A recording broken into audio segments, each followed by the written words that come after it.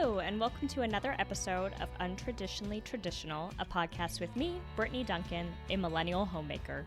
Join me each week as I share all the things I've learned that make keeping your home, garden, and life running smoothly, all while working.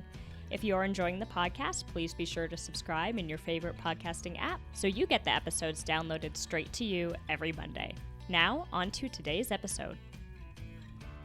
Hello, and welcome back to another episode of Untraditionally Traditional, a millennial homemaker.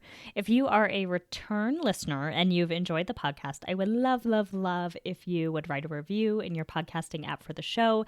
It helps to spread the word to other homemakers looking for sources of inspiration in their podcasting apps, and that's what the show is all about, helping my fellow homemaker.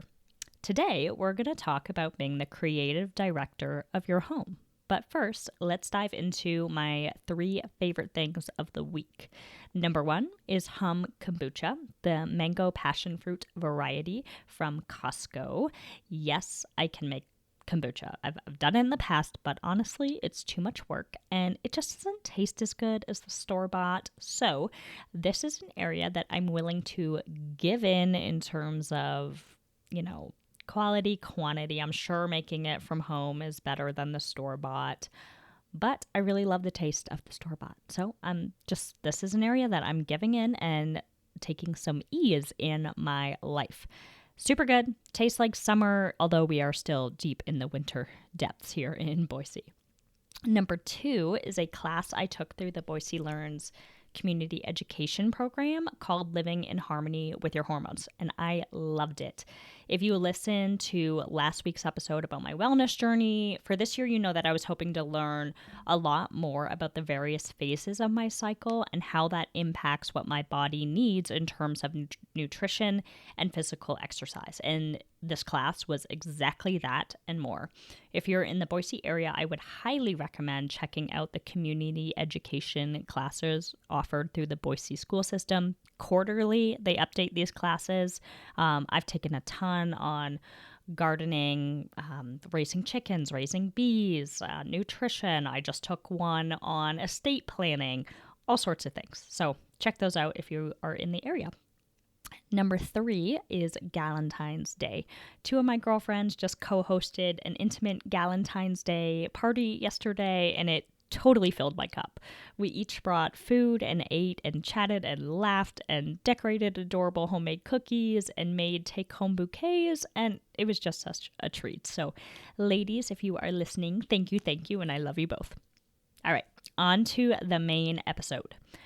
I think viewing the role of homemaker as the creative director of the home can change how we view what we do as homemakers and help put our work into perspective. I was in a work call the other day and we were talking about the role of a creative director, and naturally my brain started drawing parallels. I mean, I do have a podcast and an Instagram page dedicated to homemaking, so it's safe to say that I'm passionate about it and that my brain tends to wander and loves to think about the parallels between my work world and homemaking. By definition, pulled from our friends over at ChatGPT, a creative director is a senior role responsible for guiding the creative vision and execution of a brand, project, or company. They oversee and direct the creative team, including designers, writers, video producers, and marketing professionals, to ensure that all content aligns with the brand's identity, goals, and audience expectations. Let's unpack that and pull out the key phrases and roles. 1. Responsible for guiding the creative vision. 2. Executes the brand, project, or company. 3. Oversees and directs the creative team. 4. Ensures all content aligns with the brand's identity, goals, and audience expectations. For homemaking, this might sound like a creative director of the home is responsible for shaping and executing the overall vision for the household, ensuring a harmonious balance between projects, organization, and family dynamics. They oversee and collaborate with all family members, including a spouse, children, and others in the household, to create a home environment that aligns with the family's identity, values, and daily rhythms. Not too far off, right? Let's go deeper and look at the key responsibilities of a creative director and how they might parallel for a creative director of the home. Okay, number one key responsibility. Not in any particular order, I should say. So not like the number one, but the first on our list is concept development. Leading brainstorming sessions, developing creative concepts for campaigns, branding, or content strategies. As the homemaker, I'm willing to bet you are the one that comes up with the strategies for the home, the creative concepts. The more creative you are, the easier I think this process flows. Honestly, Johnson, my husband, has to rein me in because I will prepare legitimate presentations similar to the branding strategy reports I put together for my clients in my side business to pitch ideas for the home. Like we are about to start painting our house on the inside, some interior rooms, and I had like presentations of the rooms and color swatches. And I mean, it looked really pretty. It was, I'd say, Pinterest worthy, but I present ideas for our home in this manner because I'm a very visual person.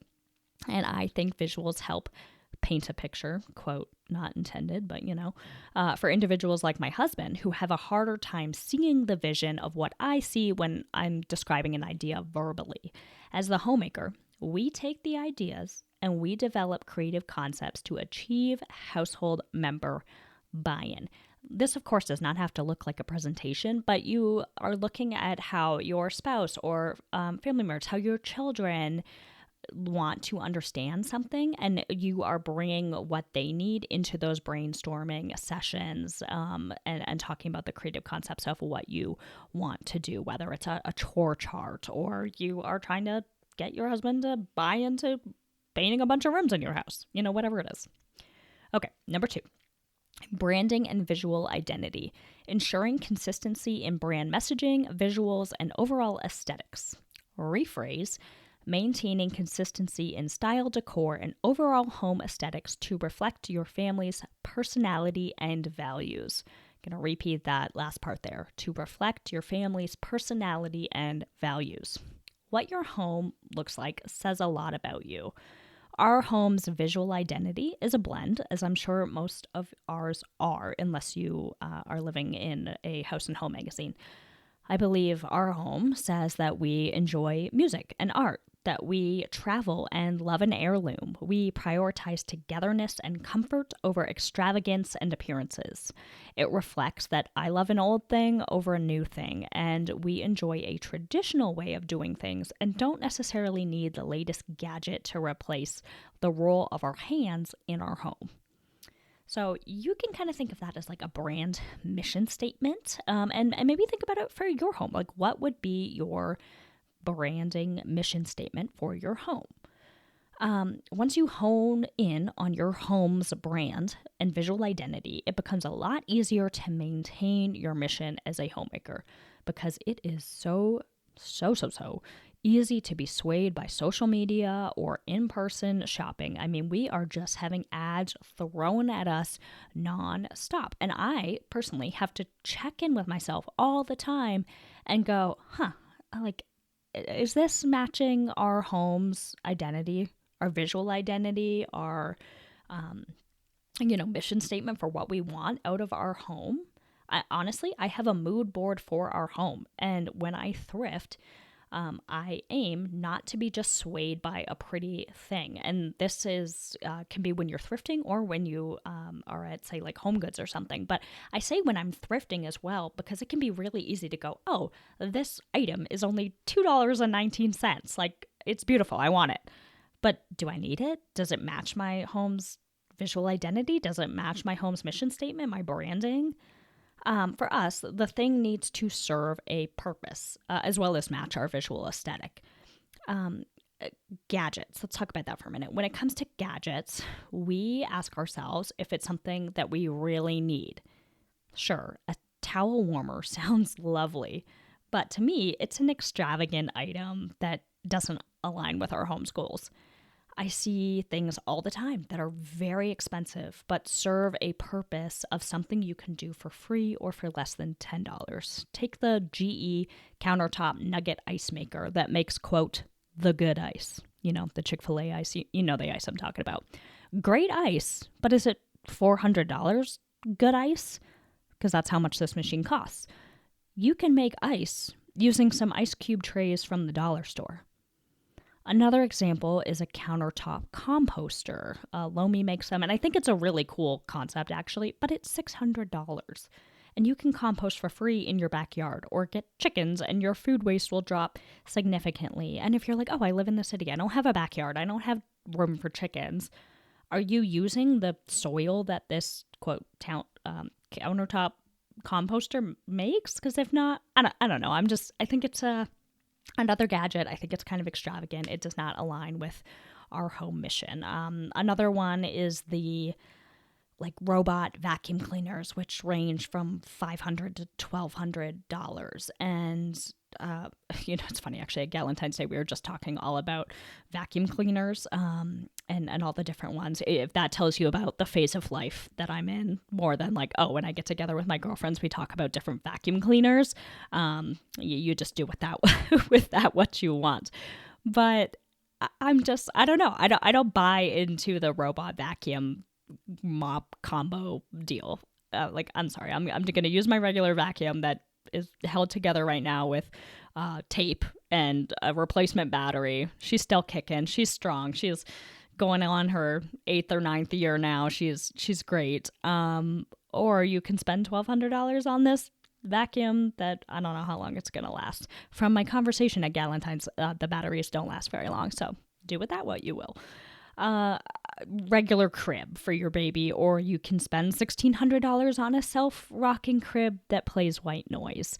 I don't mean to sound off-coming judgy, but I really think it's important that we have to make sure that if we're spending money on devices, that they align with our home and family brand identity before we're convinced by an ad that you're doing less if you don't have this latest device. Okay, rant over about the expensive gadgets. Move on to number 3. Team leadership. Managing and mentoring designers, copywriters, and other creatives. Rephrase into our homemaking phrase. Guiding and nurturing the household, coordinating family activities, supporting personal growth, and fostering creativity in daily life. In my mind, part of being the homemaker is to be the leader of the home. And ironically, it's one of those things that we as homemakers complain about the most. I shouldn't have to tell you to blah, blah, blah. I shouldn't need to show you how to blah, blah, blah. Martyrdom is the death sentence of happy homes and families and marriages, and is 100% preventable based on how we view our roles as a homemaker. What an honor it is to be the guiding light of the household. I mean, truly, if we think about this, that you are, the leader of the home in terms of homemaking. I mean, seriously, what an honor that is when you really think about it. You're the one that makes it warm, inviting, and a place of respite. I will die a happy woman if my family remembers the feeling of being at home as one of peace. Honestly, it's one of my goals in life. And some might be like, oh, what a small goal. To each their own. But for me, it's huge that fostering that feeling in your home is hard. And to me, it's huge. So I can't wait for the day that I have little minds to help guide through life and activities to plan as a family, because that's so cool. Being the leader of the home is a badge that you should wear proudly as a homemaker. And if you're a mother or father, that too, because it's just so awesome. Okay, 4, collaboration. Working closely with marketing, sales, and product teams to align creative efforts with business objectives. Working closely with others to align creative efforts and home objectives. Who we choose to collaborate with for our home is huge. What company's products do you let through your door? It is no secret in the United States that we have an obesity epidemic, a health epidemic, particularly in our children. And it blows my mind to think that parents are letting this happen. Unless your 6-year-old is the one doing the grocery shopping, in which case you really need to reevaluate your family structure, you are the gatekeeper of your home. You choose what companies get to collaborate with your children and your spouse and yourself when you do the grocery shopping. You decide what pesticides, dyes, and chemicals are allowed or transversely not allowed into your home. I love shopping at the farmer's market because of the collaboration narrative. When I walk into the farmer's market, I walk into it like it's an expo hall or a conference. If you've ever been to a conference or an exposition, you know it's like a big old hall, think like Costco size, and there's a bunch of booths, and everybody wants to talk to you and like sell you their product or spend time talking to you. And that's how I view the farmer's market. I walk in and I go, who do I want to spend time getting to know? And ultimately invite into my home via the kitchen. And at the farmer's market, believe me, those farmers and bakers and creators, they are all too happy to tell you about their process and like really dive into it. They are an open book. Kellogg's, Coca-Cola, they are not an open book. They don't open themselves up to collaboration. They don't answer our questions or ask for feedback. So start thinking of what you buy as a partnership with the company. Is it mutually beneficial? Or are you paying them to slowly poison you and your kids? I know that sounds mighty dramatic, but for real, we, the consumer, are letting companies get away with terrible things because we keep paying them to do it. Money talks. Stop putting your money to products that don't serve your family's well-being and start rewarding those that do with your business.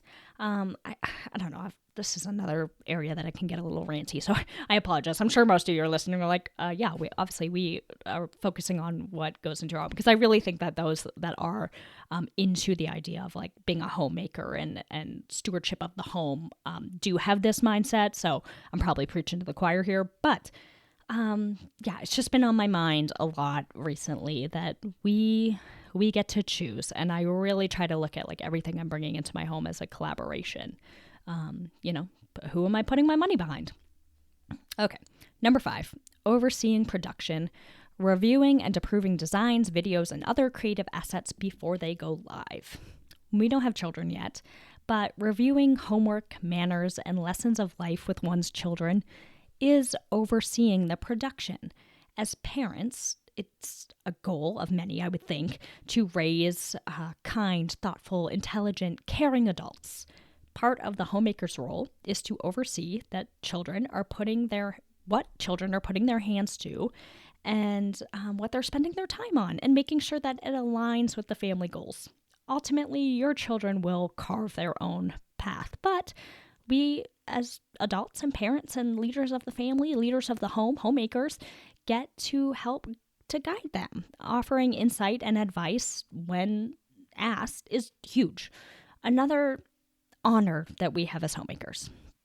When you're overseeing math homework, just try to remember that what you're doing is so much bigger than 2 times 2.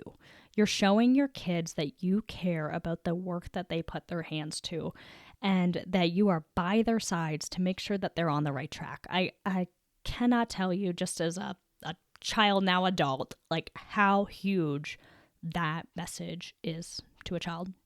Same goes for our spouses.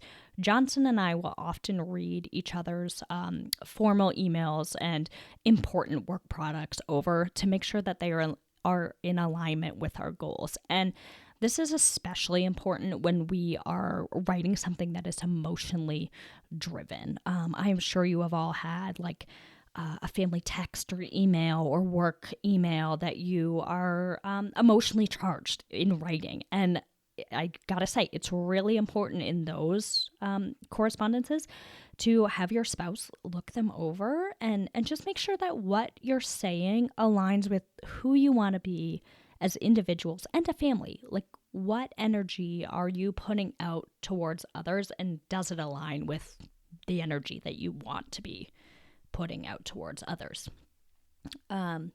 Your own production and self-review is huge too. Pardon my language, but when we half-ass something in the home and say, good enough, is it really?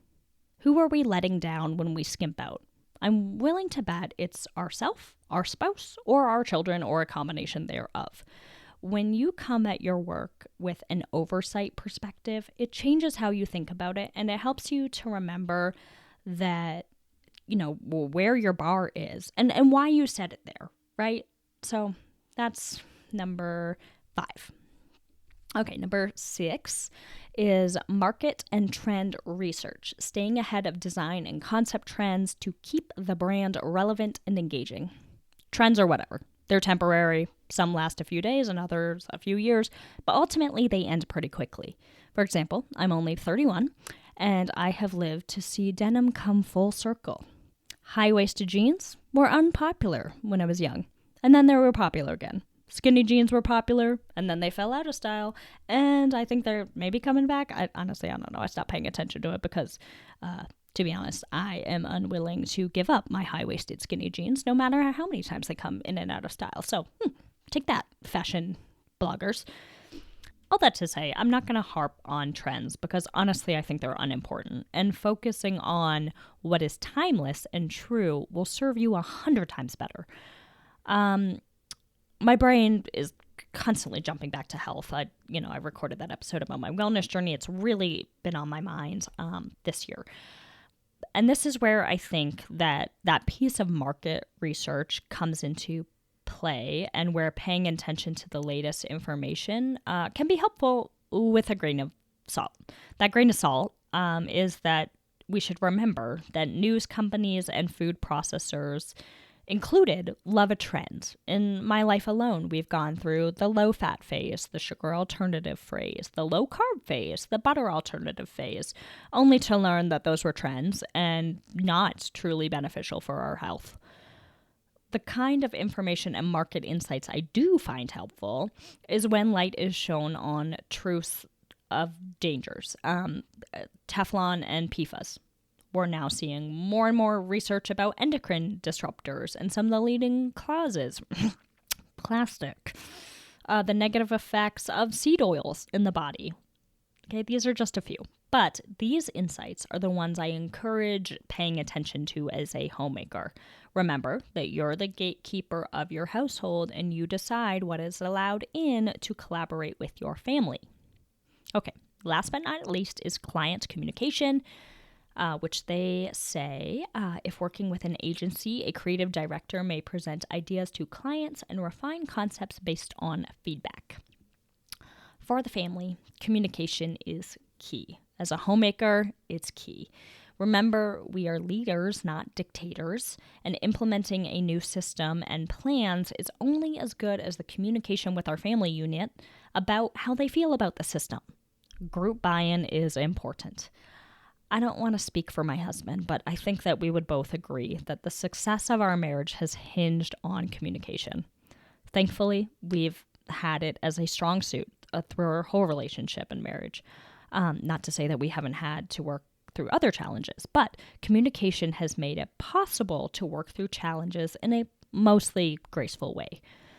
Again, we don't have children, but when we do, I plan to raise them as communicators. Let them know they have a right to opinions and a space to share them, while also letting them know that just because they don't like something doesn't mean they don't have to do it. I remember as a child, I hated cleaning bathrooms, but it was on my chore list. If I was given the opportunity to talk this out with my parents, I'm sure the conversation would have gone a little something like little Brit saying, I don't like cleaning the bathrooms, I shouldn't have to do this, to which my parents probably would have responded, tough tatas. No, I'm kidding. They probably would have asked me, why don't you like cleaning the bathrooms and think you don't have to do it? And I probably would have said, it's gross. And they might have asked me if I think it's right to have another family member do the gross jobs because I don't want to. And I maybe would have realized that the answer is no. They may have shared that the quote gross jobs they do, like picking up after the dog in the backyard or cleaning out the kitty litter. And I would have realized the shared workload between my parents and I. Perhaps I would have started feeling value in the work I did cleaning the bathrooms. Okay, this is all theoretical, and 10-year-old me probably still would have thought it was unfair and gross that I had to clean the bathrooms. But I can say now as 31-year-old me that I'm really happy that 10-year-old me played a role in keeping the home running smoothly, and I'm grateful for that. I hope this episode has given you some insight into another way to view the work you're doing as a homemaker. It's incredible. Whether you work outside the home or not, the work you do as a homemaker is some of the most important work one can do in their life.